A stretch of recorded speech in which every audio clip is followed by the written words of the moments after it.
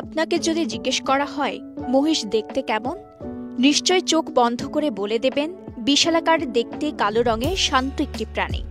যদি বলি সাদা বা গোলাপি রঙের মহিষ হয়, অবাক হবেন তো।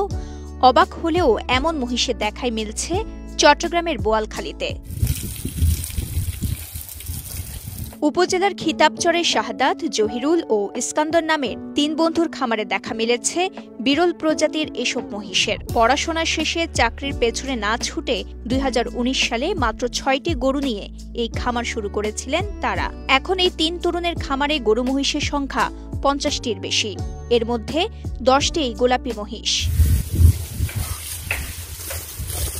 দেশে গোলাপি মহিষ হিসেবে পরিচিত হলেও বিশ্বব্যাপী অ্যালবিনো বা হোয়াইট বাফেলো নামে পরিচিত এসব মহিষ ১৮৩৩ সালে আমেরিকায় প্রথম দেখা মেলে এমন মহিষের। পরবর্তীতে ছড়িয়ে পড়ে বিশ্বব্যাপী। গেল কয়েক বছর ধরে দেশীয় খামারেও দেখা মিলছে এসব মহিষের।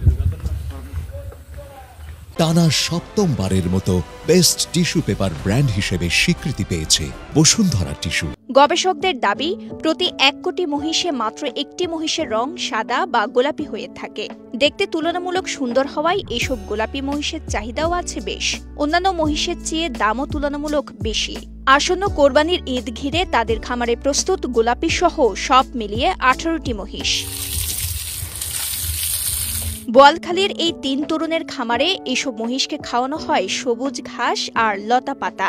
এতে তুলনামূলক ভালো হয় মাংসের মান। কৃত্রিমতা থেকে দূরে থাকায় সুস্থ থাকে দীর্ঘদিন। আমার সাথে আমার দুই বন্ধু আছে, শাহাদাত হোসেন এবং জহিরুল হক।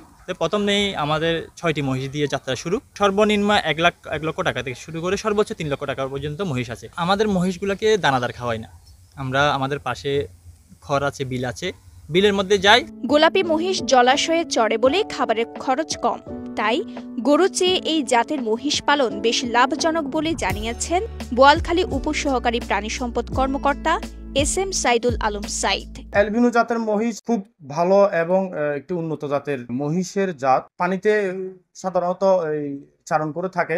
আমি সবাইকে বলবো যে আপনারা একটু মহিষের দিকে অ্যাট্রাক্টিভ হন, কারণ আমাদের মহিষটা স্বাস্থ্যগত দিক দিয়ে সবচেয়ে ভালো, মহিষের মাংসটা।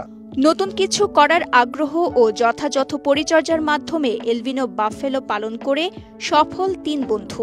লাভজনক এই মহিষ পালনের মাধ্যমে ভাগ্যের চাকা ঘুরতে পারে শিক্ষিত তরুণদের।